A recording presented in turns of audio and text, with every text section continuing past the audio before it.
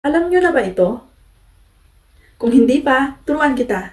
Pwede ka na ngayon hindi mag-isip ng English word o kung nahihirapan ka, ito ang bagay sa'yo. Ito, itatype mo lang ang gusto mong sabihin in Tagalog at magta-translate na siya into English. Punta lang kayo sa keyboard ng cellphone nyo, kahit saan, sa messages o sa messenger, tapos pindutin nyo ito. Dito nyo itatype ang gusto nyong sabihin. Pero pindutin muna natin ito para pumili ng lingwahe. Ayan, ang sa akin ay nakaset na. Kung ang inyo ay hindi pa, pindutin nyo lamang ito.